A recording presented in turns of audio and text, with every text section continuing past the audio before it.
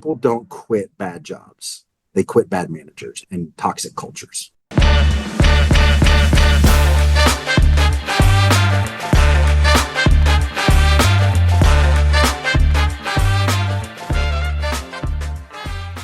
Have I told you that The Anatomy of Peace is one of my favorite books? You have mentioned that. You guys talk about bringing humanity into the workplace. How do you bring humanity into the workplace? Our mission is to turn the world outward by bringing humanity back to the workplace. Probably helps if we would take a step back from that. Mindset is a pretty popular term, right? There's a growth mindset, right? There's a developmental mindset, there's a disruptive mindset. And so when we talk about that, a lot of times the mindset becomes more of what are we focused on? Or maybe an attitude we might think about it. I can have a resilient mindset, which means no matter how hard it gets, I'm going to get back up and go at it again. For us, mindset is the filter through which we see others and the world around us. And so when we take it in that context, the way that we see bringing humanity back to the workplace is the fact that we can see them as humans. It's not about kicking out AI, right? It's not about taking out technology. Those things are important, but we really believe that if we chose to see each other with a cleaner lens, that I can humanize the humans. Our research shows us that that actually drives behavior that increases productivity by 17%. I love being an institute because we drive all of our engagements on data and research. We expect to learn just as much from our partners as we expect to help them and teach them. That's such a beautiful cause. And it's one of the reasons that I fell in love with the books, because it doesn't only affect your workplace, it affects your relationships romantically, platonically, academically. It does so much to shift the way we're relating to each other. I just want to clarify a little bit. When you're talking about mindset, your mindset influences your paradigm. Really, that's the message you're getting across, right? Yes. Structuring that mindset to help people adjust their paradigm so that it allows them to see each other as people. There's a line in The Anatomy of Peace that's so beautiful. It's, I want to see people as people, not as objects of my desire or objects in the way of what I desire. Our research has shown us, and it's nothing new, it actually came out from the Bureau of Labor and Statistics, their work with McKinsey as well, and it came through Zippia and Zoom, that people don't quit bad jobs. They quit bad managers and toxic cultures. Oh my goodness. Let's just jump right into that one. What are two red flags that you've noticed in leadership and self-deception? We have found that the most important red flags are the ones that speak to you. Anything that draws your attention is worth your attention most of the time. So I would say being aware and cognizant of those senses that we, hey, this doesn't feel right. That would be a red flag. The first thing is to recognize that we're going to have a sense, and when you have a sense, to address that. It's really interesting if we're in an interview, right? And so I'm interviewing with you, Alessandra, and I say, okay, Alessandra, I saw on your website here that your core values are X, Y, and Z. X, number one, people first. We're people centric. We care about our people. Our people are number one. Absolutely. Number two, we're going to provide great services to our client. We're going to create relationships. We're going to foster those things. Absolutely. So I'm here in people. I'm here in relationships. Excellent. What are some of the key performance indicators that are on your dashboard every day? And if you come back to me and say, well, we're a concrete company, and so we worry about pouring more tons of concrete. For me, I'm going, okay, people and relationships, and I'm being measured on how many tons of concrete I put. I think that disconnect would be something that would grab my attention. Does that make sense? So what are the core values? And then what am I measured against in this role? I'm so excited to have this conversation with you because we're spending at least 40 hours a week with the company and with the people in the company and with the culture of that company. And you know that studies show that affects our emotional, mental, and physical well-being, and affects our spiritual well-being as well, and our financial well-being. So there's a lot of factors in considering where am I going to be investing my time. One thing across the board that I do invite people to do is always ask, how do you guys train? And how do you talk about how to get a better outcome when outcomes don't happen? Something that I've noticed is, I don't know if people are not confident enough to do this or lack the skills to do this, but there's a lot of places where I've seen that they don't actually talk about, oh, we had this bad outcome. Let's talk about what happened here. What can we do better for next time? How can we train about this? Is the culture a culture of, hey, I did this and I've made a mistake, or I think I'm making a mistake. Can you please talk me through this so I can learn? I love that. And I think that that's very relevant today. We saw over the last probably 3 years, even established Fortune 500 companies, when you think about Wells Fargo, IBM, GM, right? Big companies, they're all adopted that same growth mindset. We have to grow or die, right? And I think that drives a lot of it. So if we're going to grow, what are we measuring? If I'm not growing financially by putting out more product, bringing it, whatever that KPI is, then we would look back at the behavior. Now, here's the interesting divergence. Most people would look at the behavior. You did not meet expectations. You missed your KPI. So we didn't hit the result. I believe that we don't do things for one of two reasons. I either don't know what to do or I don't want to do it, right? Those two things impede a lot of people. There's tons of great organizations out there that would say, okay, how can we train you and help you to get a better result? But that's only behavior and results. So what we do is actually, as an institute, we don't do trainings. We do incorporate trainings as part of our engagements at times, but we engage with strategic partnerships. Now, I can tell you how to have a mindset that takes what other people say to you and processes it in a form to say, hey, Johnny's not saying very nice things today. I bet you he's having a bad day. I wonder what would happen to Johnny if I gave him a compliment, or if I told him he did something nice, or if I did something nice for him today. I wonder if that would be helpful. There's a sense. I honor that sense and I go. To your point, where does training come into it? Training is vital, but we believe that there's three important parts. It takes coaching, right? Meaning there has to be an individual one-on-one component. Even if we're doing large training classes, there has to be an implementation part. Let's assess your learning. What parts are still there for you? What ideas do you have? How can we learn from what you've got? And then there's got to be consulting. And then the third part is it requires time, right? It requires time, even though mindset is immediate, right? Behaviors and habits do require time. And so we have to have the coaching, the consulting, and the time aspect. Time is so important because there's parts of us that are underdeveloped. I can be on time to wake up. I'm not in time to go to bed. I can be on time to go to the gym, but maybe it takes me like 20 minutes once I get to the gym to actually work out. So just because we're disciplined in one area or developed in one area doesn't mean that we're across the board in that. We have to constantly be tweaking and assessing. Yes. And if we circle this back to leadership and self-deception, that is a moment of self-deception. I know how to be on time. I choose not to be on time when I go to bed. Why? Because I am not leading myself towards a paradigm of behaviors that produces the result that I want, which is me going to bed early enough to get the sleep that I need to wake up on time the next day, right? I love that. That's a great little microcosm, and that happens every day. So when we talk about mindset, it's not an on-off switch. I'm outward, I'm inward. When we talk about being inward, I matter more or less than you. If I matter less than you, then wow, everybody else is so good. Everybody else is on time. Everybody else got together. I'm worse than everybody else, right? And then I need to maybe put on this facade or this mask so nobody doesn't realize it, or I'm better than you. And I deserve, right? So I deserve for you to be on time, but my time's more important. If I show up on time for you, maybe not, right? Don't you know that I'm the vice president, right? I'm the vice president. I can show up because I'm making what happens here at this company happen, right? I don't need to communicate that to you. You're hitting on so many good things, because I also do want to talk in this episode about the disconnect between workers and the director level. But before I get into that and we talk about how to bridge that disconnect, I want to back bar to the three things that you talked about, which was coaching, consulting, and time.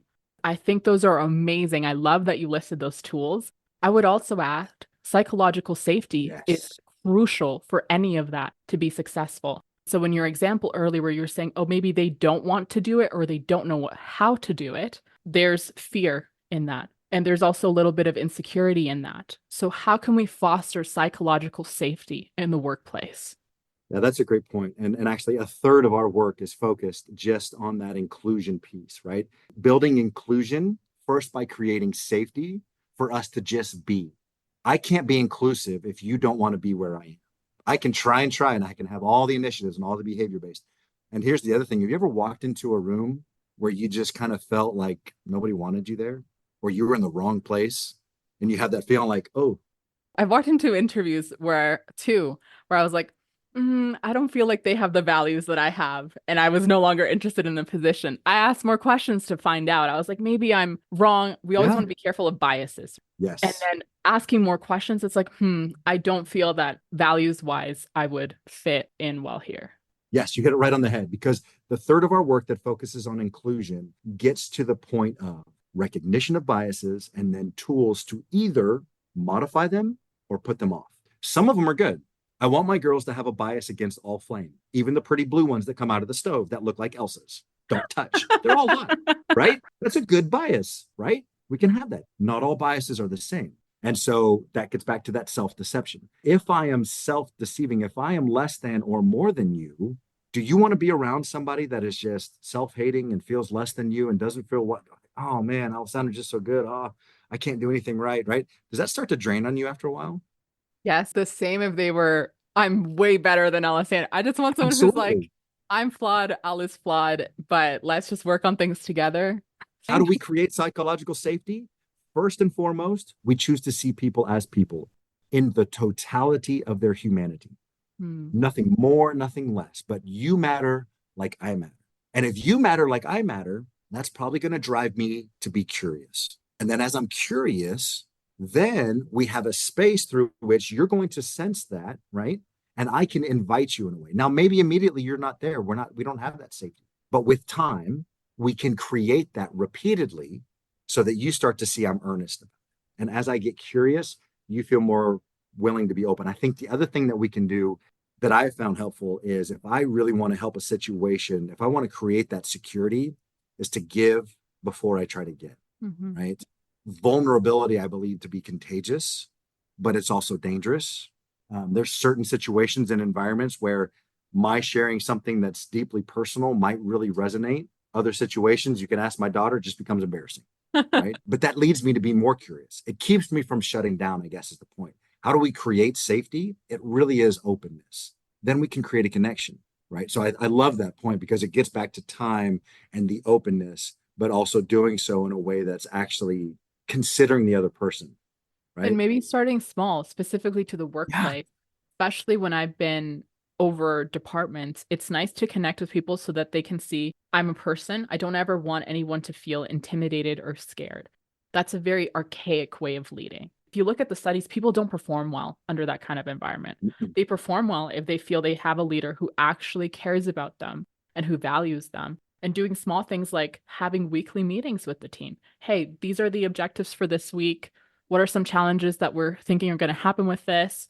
Something that I love asking is, hey, this thing, I need it by X date. Is that a reasonable time or is it not? I don't want it to Yes. feel like I'm imposing this date on you just because I'm your supervisor. And then that feels Yes. like, dude, do you not know I have 30 other deadlines? Can you take Right. an intro? 29 of which came from you. Remember, just yesterday you gave me the, right? Yeah, and then to communicate this is not urgent or this is a little bit more urgent. This is why it's urgent because I'm working on this deadline because then it doesn't create this culture of I don't know what all is doing. I don't know what my boss is doing because that's when these narratives of oh this fat cat that's getting rich off of my work or I can never talk to them. Oh, that's so good. I love that because it hits on two of the cornerstones of our work as well. A lot of it incorporates two things that you just talked about. One is impact, the other being accountability. Do we communicate the impact? I need this tomorrow because we have this other deadline. This is step A, and we need to get A done before B, and B has to, right? If we Mhm. will talk through that, then that helps me understand and reprioritize perhaps. Okay, maybe this should be my number one priority. Maybe it's not. And those go hand in hand with accountability. One of the biggest things today, growth mindset, right? We're always driving to be more. Do you think if we did a poll, right? However many, if we took people that manage other people and we asked them how much of their time they spend putting out fires, any industry, It's going to be super high. And this is actually something that drives me crazy because we need to build systems that are sustainable. And a lot of these fires are so preventable. I recently experienced people that like being in this fire putting out mode. It's very simple to stop being in this fire putting out mode and just sit back and think, okay, what are the common occurrences for these fires? How can I resolve this? Let me make a system. Let me thoughtfully. see if Yes. it's scalable. Let me talk with the team. Let's get their input. Let's get involved because a big disconnect is people feel I'm so disconnected from what the leadership is doing, and the leadership doesn't understand what it's like on the front lines. And because I've also been on the front lines, I have a lot of empathy towards that. And I like to ask, what are the challenges you're facing in this role? How am I making things harder for you? What do Yes. I need to modify? And I always like to say, please don't be scared. I'm not going to get offended because I feel like if you know me, the title can always sound scary, right? Director of HR operations can always sound super scary. If you take away the title, you're going to see that I'm actually super fun to be with and you can tell me and I'll modify things. I Yeah. promise I will modify things. And cultivating that safety is so important. One big question mark that I have is I'm not sure why there's such a big disconnect because I've seen it across different industries. And now my educational background is a bachelor in science of marriage and family systems. And I did marriage coaching. So I do believe in having these conversations to understand how can I feel safe and how can I help you feel safe? Because that's when you're going to, como se dice in English, you're going to input, you're going to Mm-hmm. give me your best. And that's when I'm going to inspire the best out of you. And these little problems, these little fires, they kind of go away because a lot of the fires is they're not feeling heard, they're not doing their role. They're not This being seen. exactly. So just talk And to if they them. are being seen, they're an object. They're a producer. I produce X. I do Y. And so imagine this now, talking about that disconnect, how it happens and what we can do about it. And I love this. So accountability. It's a very big topic. Lots of people are focused on it, every industry. The current model probably looks something similar to this, right? So let's say you're my supervisor. You're going to hold me accountable. And most people would say that's fine. Good. You're going to hold me accountable as my supervisor. Number one, you have to know what I'm doing. And then with that, you also need to know, why am I doing that? Meaning, am I doing priority one, or am I just doing what's comfortable and easy, even though I'm not doing the hard stuff? Because man, that stuff's kind of hard, right? So number one, what I'm doing. Number two, why I'm doing that. Number three, you need to know how I'm doing it. Am I meeting expectations and standards? A lot of industries, we're talking about people's physical safety, right? Doing things the right way so people don't get hurt. And then number four, there needs to be some form of performance feedback, right? You and I need to have conversations, to your point, about all those other three. And then what am I doing well? What am I not?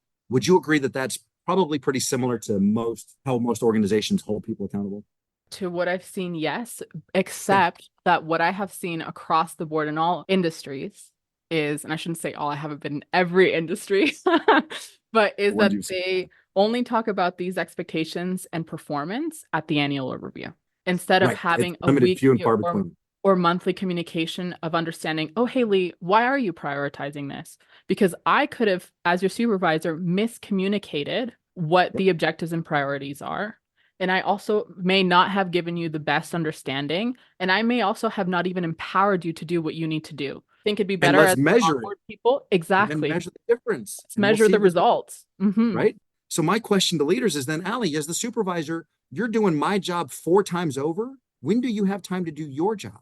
And you don't. And that's the paradigm we've created. Hmm. You don't have time. And because of that, you're putting out fires because we're not having regularly scheduled and because we're trying to hold people accountable.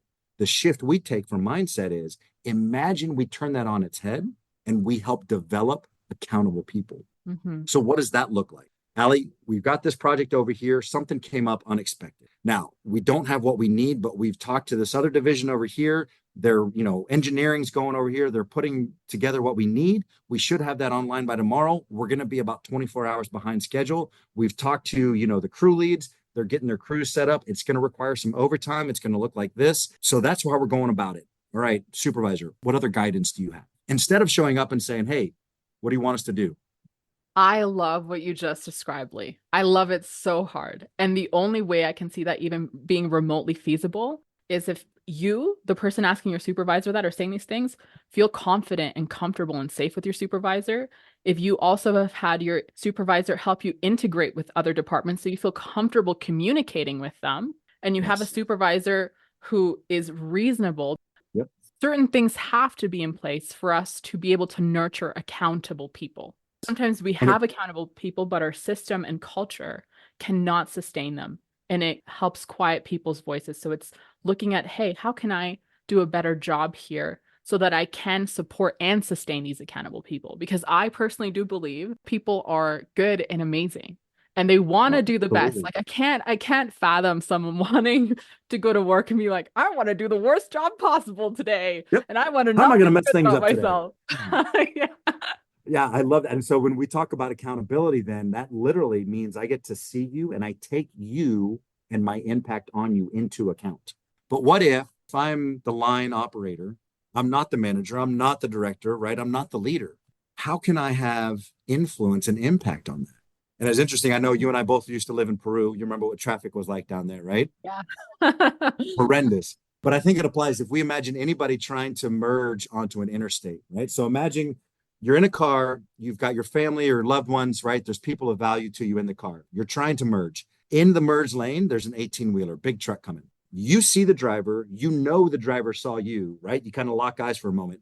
That truck speeds up to make it harder for you to merge in. How's that make you feel?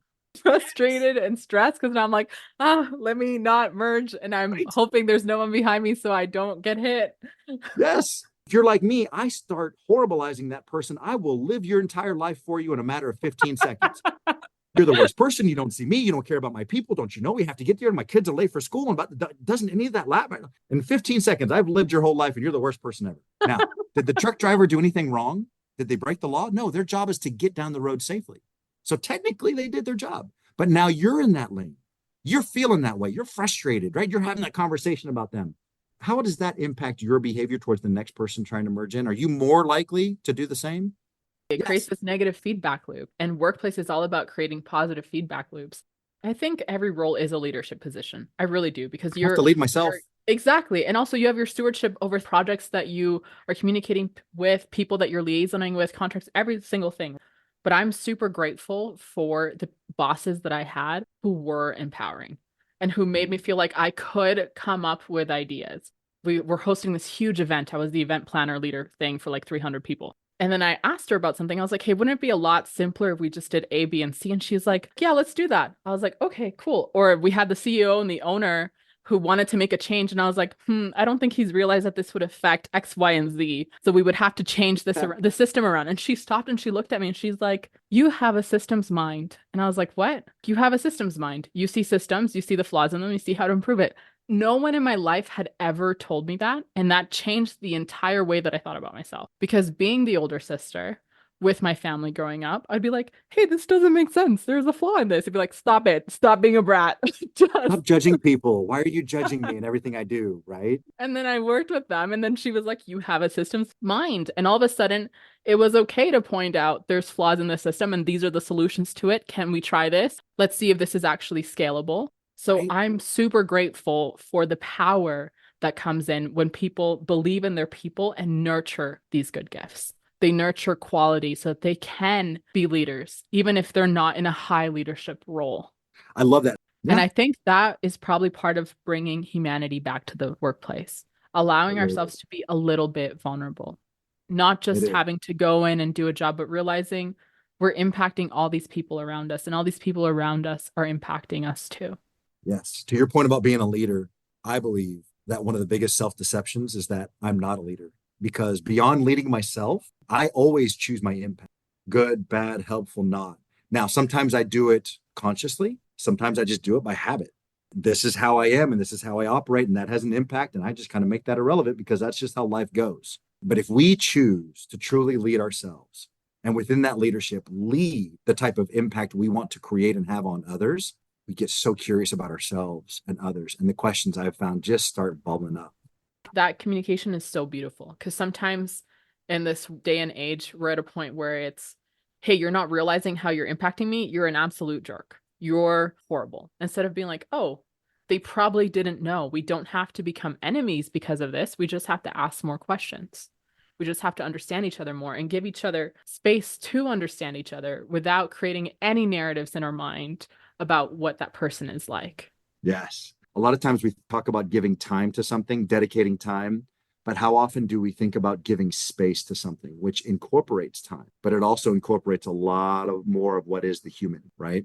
So I love that you brought that up. Thank you for doing that because that actually brings something to mind about, are we giving time and space to others to be human? Right. And I think that's something that really helps us to see one another in that way. And while it seems like it takes more time now, we go back to putting out fires, right? That kind of sounds to me like fire prevention, right? Yeah. Maybe if I have the half an hour conversation Monday morning, I don't have to have the 4 hours of putting out fires Wednesday, Thursday, Friday. Oh my goodness, absolutely. And even if you go back to, and again, this is relatable, romantic relationships, friendship, academics, Mhm. everything. You want to prevent these things. with my degree. You talk all about how do you build a strong foundation with your family? How do you bring strong foundations relationally so that things don't fall apart? And you do that at the work as well. How do I set up a strong foundation and system so things don't fall apart? How do I set up a strong foundation and system with my marriage so things don't fall apart? And how can we give each other and understand that space, right? Like one of my biggest flaws as a friend, I will sometimes not respond to your text for months or weeks. It just depends. Like if it's urgent, call me. Like I get so many I get so many different things beeping on my phone. Giving yourselves that time and space to understand each other and say, okay, there is a little bit of flaws here. There's a little bit of weaknesses here, but how do I work around that? And understanding that's not coming from any place that wants to hurt you. It's just coming from a place of, I'm human, but I'm working on these things. Yeah. And then if we think about the mindset behind that, right? The inward mindset saying, Allie doesn't respond. She doesn't care about me. I'm not important enough for her. Doesn't she know? I'm just trying to, right? And I'll start living your life for you, right? Versus the curious of the outward mindset to be under, I haven't heard from Allie in like a week. It's okay. Now, and then call and find out and then have that conversation to understand what you just shared and that vulnerability and actually understand, you know what? I care about Allie. And because I care about her, the best thing I can do today is actually leave her alone. I'm going to give her that space for right now. And I'm also going to plan thoughtfully a different time and place and engagement that will be helpful to her to either call or go see her. It is absolutely about being curious and about relationships and building it. I tell my girls all the time, raising good parents is hard, but give me time and I will get there. Instead of talking about me raising them as kids, that paradigm, that mindset shift of me being curious, because you know what? My daughter's about to turn 16. I have never been the dad of a 16-year-old daughter ever in my life. That's brand new to me. And when I told her that, she's like, oh, well, I hadn't thought about that. And I was like, yeah, I don't know what to say. I don't know how to feel. I can tell you kind of what I'm going through. I really don't know what that is because it's brand new to me too. And she's like, well, I've never been 16. And I was like, well, I've never had a 16-year-old daughter. More than that, I've only been a 16-year-old boy. I don't know what it's like to be a 16-year-old girl, right? So I can't live in this space.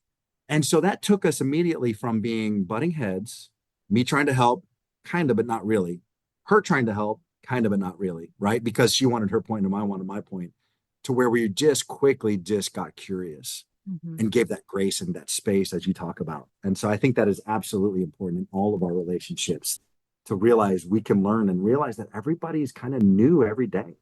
There's something so relieving that happens with that kind of acceptance. And I do want to throw out a disclaimer that there's some habits that we have that are actually very unhealthy and not helpful. So I think we don't need to have that much grace for that. We need to have more accountability for that. But at the same time with that, something that Sylvia Galvez always teaches is you can't change from a place of judgment or criticism. No matter what habit or behavior we're trying to change, it has to come from love and acceptance and curiosity. And we just observe what's happening within us, ask questions, and then move forward. I love that. And to go back to the very beginning where we started about growth, isn't all growth just a transformation and progress? So recognizing if I see you as a human in the totality of your humanity and recognize that you are in a transformation right now, and so am I.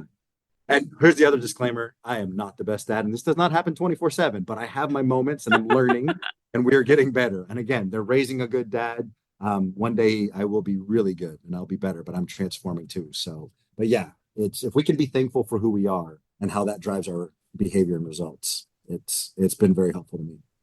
I'm so in awe of everything you shared today and what the Arbinger Institute is sharing, helping empower other companies and people so that they can feel a greater sense of fulfillment in their lives.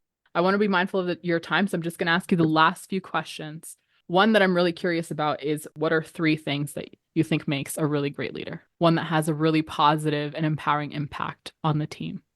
The leaders that I've been around that have been most effective really see people as people, right? We're based on measuring, right? So that we can assess where we are, and we do so in a collaborative way. And then taking the priority focus as a leader to remove obstacles from those that you lead.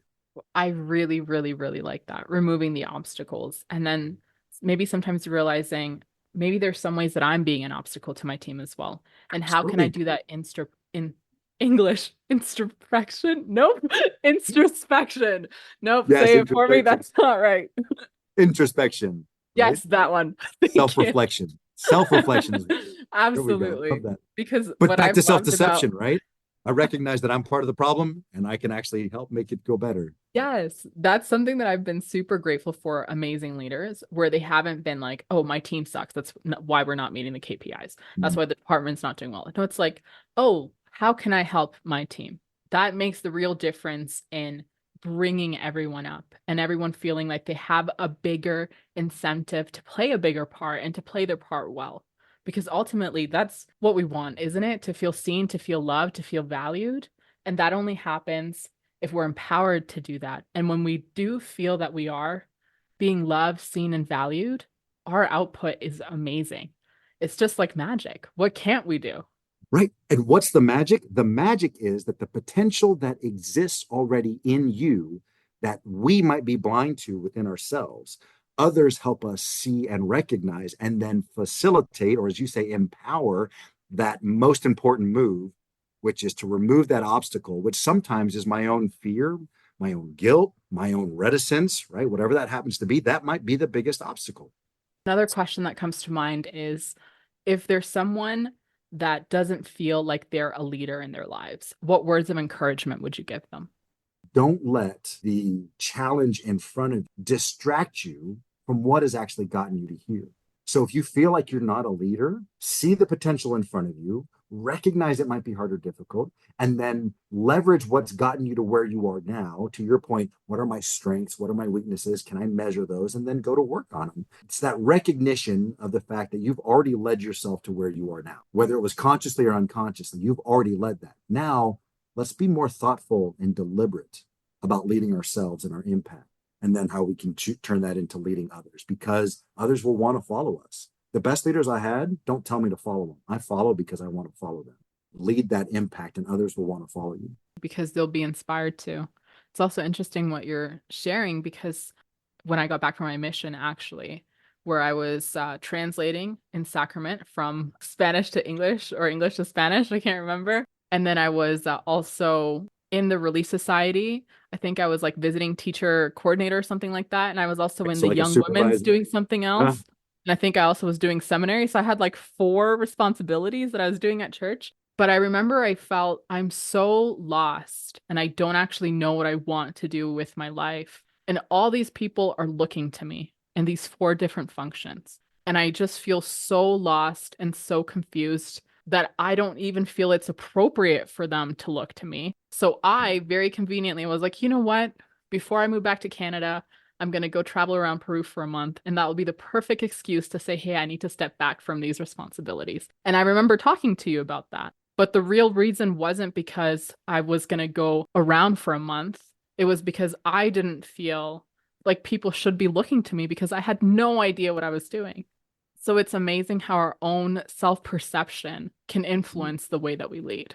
One of the most helpful things to me about the outward mindset is if you matter like I matter, then I matter. Not less, not more, but I matter. And if I'm going to clean the lens through which I see you in my world, that reflection becomes more true to me. And then I can start to see, okay, I may not like this certain part of me over here. I can work on that, but that doesn't make me bad. And I think it's the confluence of many things coming together that is really attacking a lot of the generations now. We are judged on what we do. We have to do more with less. And if Mhm. you're not doing that, you are less as a person. And I think that echo chamber just resolves. And for me, the outward mindset really helps me to clean that lens so that I get less refraction and reflection on a dirty lens and more just light emitting. I go to work, I help other people, right? I'm worrying about myself less because I realize helping others is actually helpful to me. I love that. Thank you for sharing that. That is so good. I see that in a lot of things. People is kind of like, I just want to get away. Don't look at me. It wasn't a good feeling, but I really resonate with what you've shared just now because there are a lot of factors. It's what I do, what I look like, what social groups I identify with, and there's so much that's polarizing. Did I pronounce that Mhm. correctly? Yeah. It's just finding the simple truth of saying there are parts of me. There are parts of me that I really like and appreciate, and there's parts of me that I'm working on. There's parts of me that are really developed and I'm so happy with, and there's parts of me that are underdeveloped. And there's parts of me that associate with being really ambitious and really loving people. And there's parts of me that would rather stay home and read The Anatomy of Peace and not talk to anyone today. Right? Absolutely. And the interesting is, that's all you. That's all you. And what you're ambitious about today and not tomorrow, just because you're not tomorrow doesn't mean you're all of a sudden not you anymore. Because we're Yeah, let's fluid go. and we're Yes. growing. We're Like always transforming. It's that growth, right? in a day, I can talk to so many different people and I love that. It energizes me. But then when I go home at night, I need something quieter. I want to read. I want to do I something use that quieter. energy. Exactly. So understanding that that's okay. Love what you talked about earlier because it captures that kind of acceptance to say, hey, all parts of us are okay. Disclaimer, unless they're really harmful and are unhealthy. Yeah. But even then, accept that because then from Yeah. that will come growth. We will Yeah. never be able to get anywhere if we're judging ourselves and criticizing ourselves. So my last two questions for today, and this has flown by so quickly because I've had such a Thank fun you. time. This conversation has been so engaging. If you could choose one strategy that you would invite people to utilize so that they would feel more empowered, what strategy would that be? That's a really good one. And I think it's vital for today. Choose to see others as people and get curious about them. And I have found that in that process, I will naturally come to find out and learn more about myself than I'm actually learning about others. I find it a great process to really identify and understand who I am. Mhm. And then I can choose who I want to be. And then I can make changes. And then I can make plans. And then it becomes thoughtful. So I think choosing to see others and be curious about them helps us understand more about ourselves. And in that self-reflection, we can stop judging ourselves on all the other factors you mentioned and really just start measuring who I am against who I want to be and then working towards that. That's really beautiful. And that's really well said. So, my last question for you today, the whole intent with my podcast is that I really believe that we're empowered to create the reality, the love, and the life that we want. And my dream with it is just to create a space where people can learn different strategies and feel empowered in their lives. So, my last question to you is what is a reality that you want to create in your life? Most mornings, I'll be real, it's not 100%, but I'm energized most mornings. I'm energized some nights to where I can't sleep by the growing humanity within our world, where democracy returns to conversation and exchanging of ideas in pursuit of improvement and growth for the greater good and the individual all at the same time. To where we as a people see our differences as opportunities to learn and grow and not something that divides us. Because imagine a world where we are all worried about helping others. I am imagining that world and I see that suicide rates would go down, Because you're depression. seeing, Exactly. That anxiety, that social anxiety, and that feeling I'm not heard, I'm not worthy. There's so much worthiness that people struggle with. That kind of world sounds so beautiful. And I just want to thank you because I can see that you are definitely contributing to that world. Not just today. I definitely felt that when we met over a decade ago, maybe like 15 years ago now. I don't know. It was a long time. You were such a great leader. And one thing that I really appreciated about you was your humility and feeling like I could talk to you about things and that you genuinely cared about me and the people that you had the stewardship over. So I just want to thank you for that. well, thank you. I'm working towards that and I see that world. I hope that we all get to see more of that world every day. Because I believe whatever we do believe, whatever's in our heart gets to our mind, and what our mind thinks, it will create. Thank you for the opportunity to just bring to mind. I've learned so much today and been so good to get that out there. So look forward to the next opportunity. Me too. I had so much fun today talking with you and just talking about Yeah. all these exciting things. I actually have more questions, so I would love to invite Good, you back because I have a lot of good, things that I would love to talk with you good. Isn't that a great natural consequence? That's what's what getting curious is like, okay, well, what's happened? What's next? about.